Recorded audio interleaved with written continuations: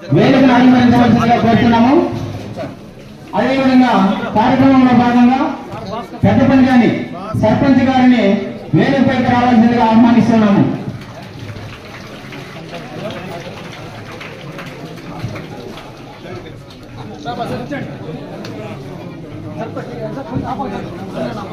ప్రస్తుతం మన ఉప విద్యాధికారి అయిన విద్యాశాఖ అధికారి గారిని వేదికపైకి రావాలని ఆహ్వానిస్తున్నాం సౌకర్యంతో. పెద్దపంజాని మండల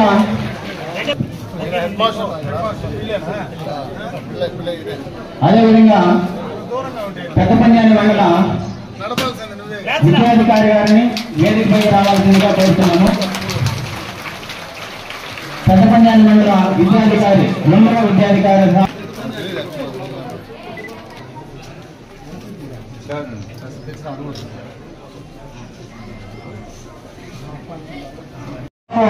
నమస్కారం.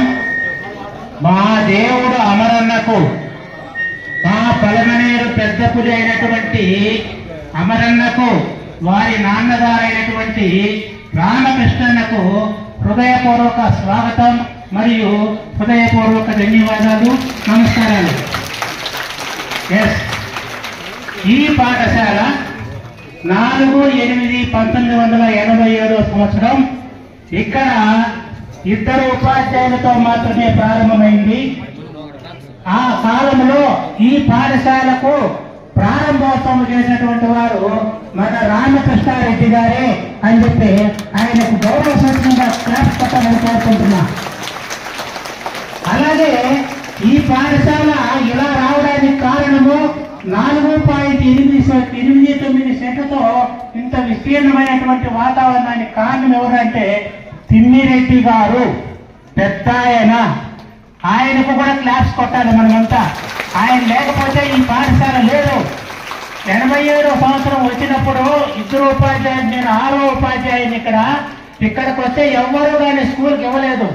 వాళ్ళ ఇంటిని ఇచ్చేసి 2 ఉపాధ్యాయులతో 125 మంది విద్యార్థులతో ప్రారంభమైనటువంటి ఈ పాఠశాల ఇప్పుడు ఎలా అయితే మన రాష్ట్రము కర్నూలు నుంచి హైదరాబాద్ పోయి, హైదరాబాద్ నుంచి మళ్ళా అమరావతికి వచ్చిందో అలాగా 2009లో ఇక్కడికి వచ్చింది, 1994లో రోడ్లోకి వెళ్ళింది.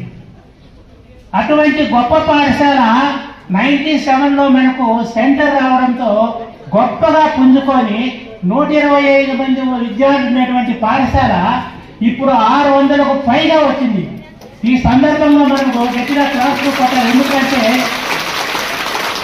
చిత్తూరు నడిపొట్టున ఉండేటువంటి పీసీఆర్ ప్రభుత్వ పాఠశాలలో కూడా 500 పైన స్ట్రెంత్ లేదు. ఒకప్పుడు 4000 మందితో ఉన్నటువంటి పాఠశాల 72 మంది ఉపాధ్యాయులతో ఉన్నటువంటి పీసీఆర్ ప్రభుత్వం ఉన్నత పాఠశాల కంటే కూడా ఇక్కడ అడ్మిషన్లు ఎక్కువ జరుగుతున్నాయి. కాబట్టి ఈ పాఠశాలలో మనం డెవలప్ చేయాలి. అలాగే ఇక్కడ ఎంపీసీ సిఈసి గ్రూపులు సెలెక్ట్ చేసుకున్నాం స్కూల్ ప్లస్ గా. ఇందులో 20 మంది సిఈసి గ్రూప్ లో చేరారు, 7 మంది ఎంపీసీ గ్రూప్ లో చేరారు. మా ఉపాధ్యాయులంతా కష్టపడి అన్ని విలేజ్ల్లో తిరిగి అంతమందిని సేకరించగలిగినాం.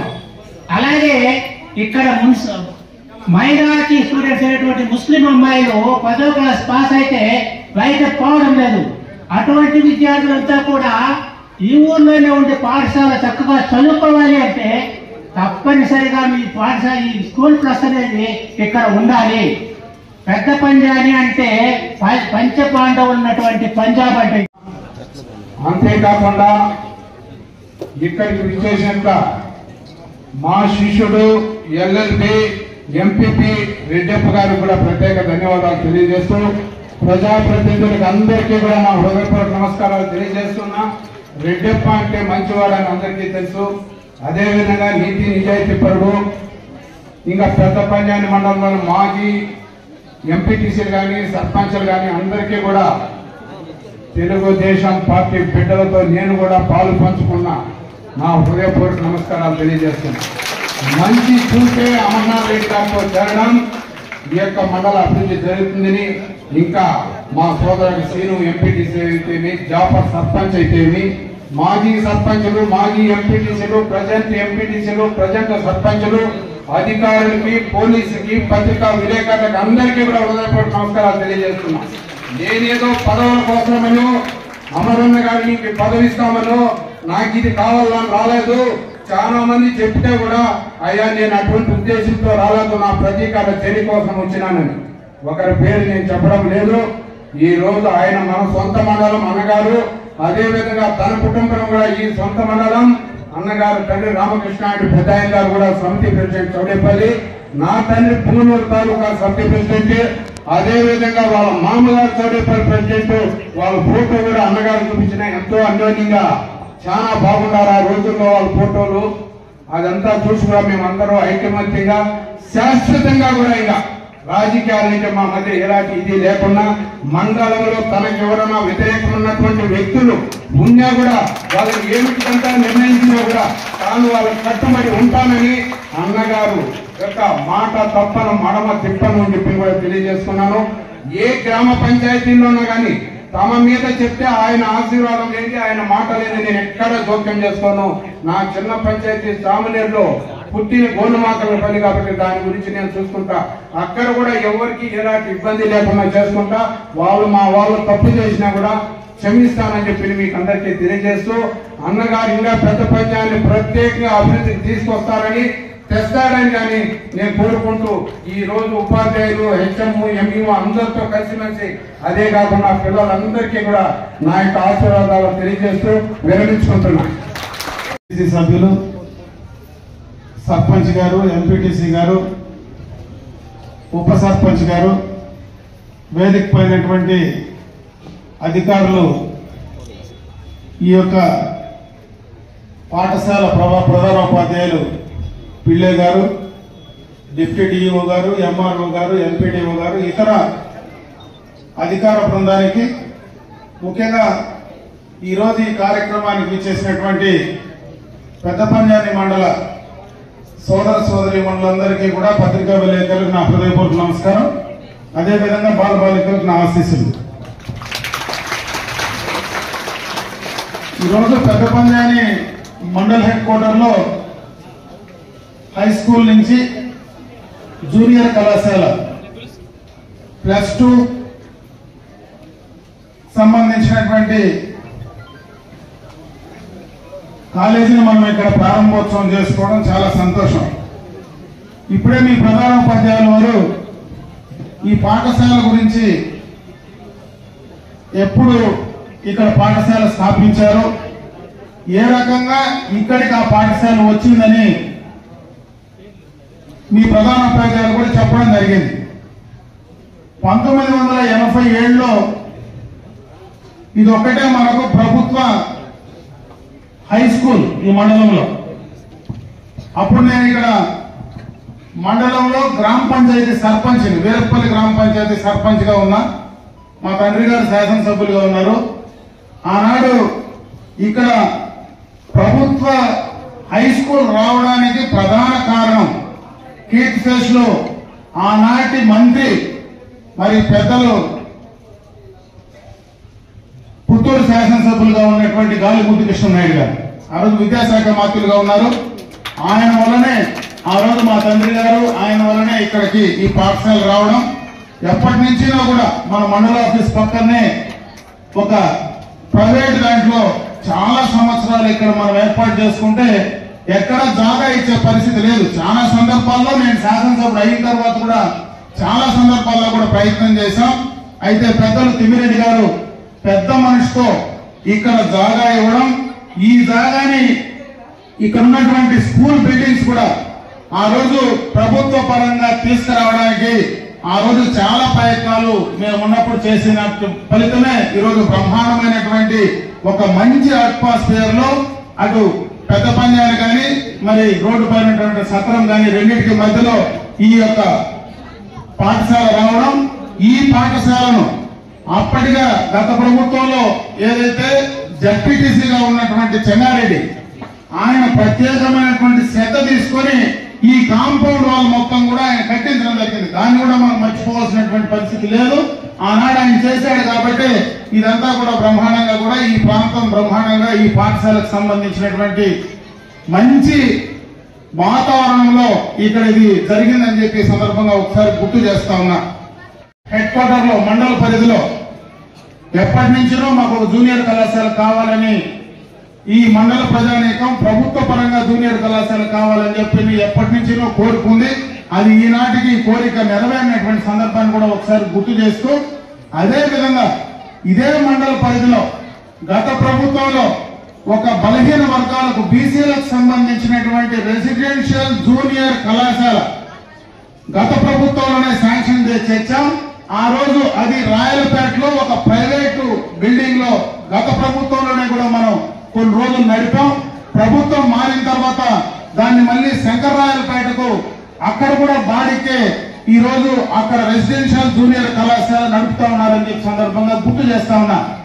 గత ప్రభుత్వంలోనే దాదాపు 17 కోట్ల రూపాయలతో ఇదే పెద్ద పంజాబ్ నుంచి మనకు లింగాపురం మధ్యలో దాదాపు ల్యాండ్ కూడా మనం తీసుకున్నాం, జాగా ఇచ్చాం, 17 రూపాయలు జీవో కూడా ఇచ్చాం.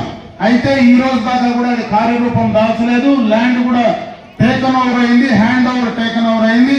మొన్ననే ముఖ్యమంత్రి గారితో మొట్టమొదటగా దాన్ని మళ్ళీ కూడా ఒక పక్కా బిల్డింగ్స్ తో ఒక రెసిడెన్షియల్ జూనియర్ కళాశాల బీసీలకు సంబంధించి ఈ మండలంలో ఎక్కువ బీసీలు ఉన్నారు కాబట్టి వాళ్ళకు సంబంధించి ఒక రెసిడెన్షియల్ జూనియర్ కళాశాల వస్తే ఒక పక్క ఇటు ఒక పక్క అటు 2 కళాశాలలు మనకి ఇక్కడ ఉంటే ఈ మండలంలో భవిష్యత్తులో చదువుకొని ముందుకు రావడానికి మంచి అవకాశాలు ఉంటాయనేటువంటి ఆలోచనతో కూడా కార్యక్రమాన్ని తీసుకోవడం జరిగిందని చెప్పి ఈ సందర్భంగా మీకు అందరికీ కూడా తెలియజేసుకుంటూ, ఇదే విధంగా ఈ పాఠశాల ఇంకా ముందుకు వెళ్ళాలా, ఇంకా బాగా ఇక్కడ చదువుకున్నటువంటి విద్యార్థులు, ఎందుకంటే చెప్పారు అప్పుడే ఇక్కడ స్ట్రెంత్ కూడా చాలా ఎక్కువ స్ట్రెంత్ ఉంది. ఈరోజు చిత్తూరు పట్టణంలో ఉండేటువంటి జూనియర్ కళాశాల కంటే పెద్ద పంజాబ్లో ఉండేటువంటి జూనియర్ కళాశాలలో ఎక్కువ స్ట్రెంత్ ఉందని కూడా చెప్పడం జరిగింది. దానికి ఒక ప్రభుత్వ హై స్కూల్లో ఇంతమంది పిల్లలు రావడం అనేది ఈ రోజు ఉన్నటువంటి ప్రైవేట్ కాలేజీలతో కాంపిటీషన్ లో ఒక ప్రభుత్వ పాఠశాల ఇంతమంది రావాలంటే దానికి ప్రధాన కారణం ఇక్కడ ఉన్నటువంటి ఉపాధ్యాయులు అని చెప్పి సందర్భంగా కూడా నేను తెలియజేసుకుంటున్నా. ఎందుకంటే ఈరోజు మనం చూస్తా ఉన్నాం చాలా చోట్ల కాంపిటీషన్ విపరీతంగా ఉంది. గ్రామాల్లో మనందరికి కూడా ఆదాయం కూడా పెరిగింది. ఈరోజు బయటకు పంపించి చదువు చెప్పించుకునేటువంటి శక్తి చాలా మందికి గ్రామాల్లో అక్కడ ఉన్నటువంటి పాఠశాల కంటే కూడా ప్రైవేట్ పాఠశాలకు పంపించి ఈ రోజు ఆ స్కూల్స్ కూడా ప్రైవేట్ మేనేజ్మెంట్ అదే గ్రామంలోకి ఈ రోజు బండ్ అంటే బస్సులు వ్యాన్లు పంపించి పిల్లలు తీసుకొని చదివిస్తా ఉంటే అక్కడ వాళ్ళు బాగా చదువుకుంటారనేటువంటి ఆశతో చాలా మంది ఈ రోజు బయటకు పంపించేటువంటి పరిస్థితుల్లో ఒక ప్రభుత్వ పాఠశాల ఇంత బ్రహ్మాండంగా ఉంటే దీనికి అప్రిషియేట్ చేయాలో, దీనికి అన్ని రకాలుగా ప్రభుత్వ పరంగా ప్రజాప్రతినిధుల పరంగా సహకరించాలని చెప్పి నేను ఈ సందర్భంగా మరొకసారి అందరినీ కూడా కోరుకుంటా ఉన్నా. ఎందుకంటే విద్య ప్రభుత్వంలో మనం ప్రభుత్వ పాఠశాలలో చదువు నేర్చుకున్నటువంటి వాళ్ళు ఎంతో మంది పైకి రావడం కూడా జరిగింది. ప్రభుత్వం కూడా దానికి ప్రోత్సహిస్తా ఉంది.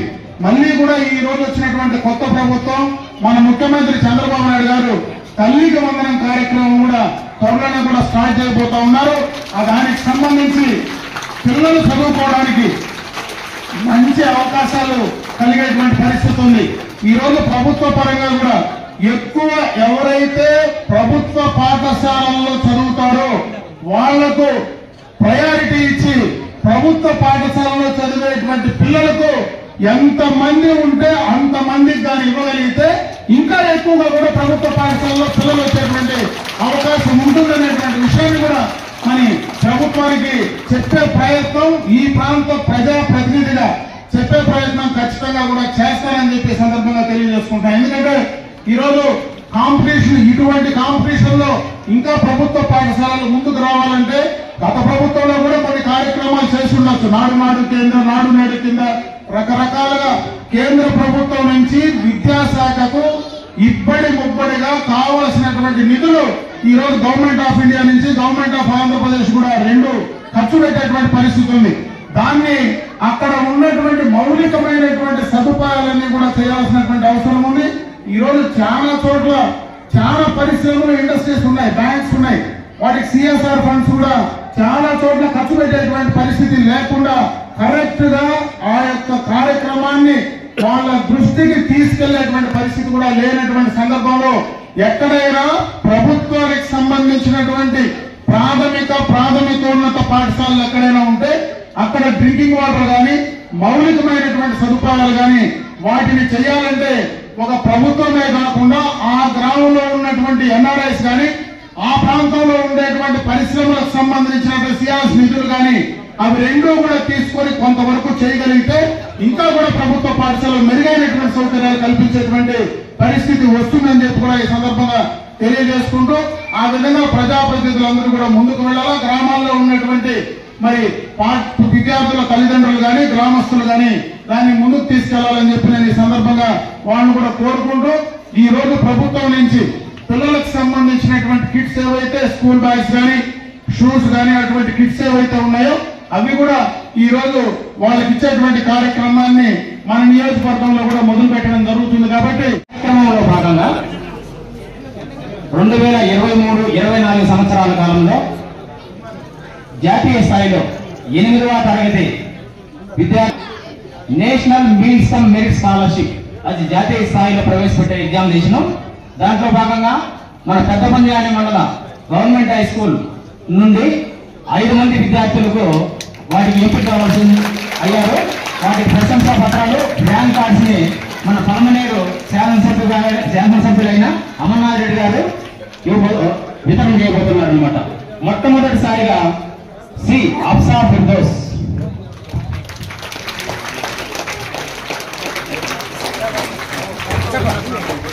उधर जामा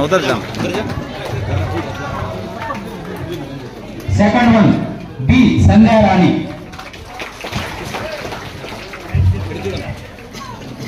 నెక్స్ట్ శ్రీ హాసిని,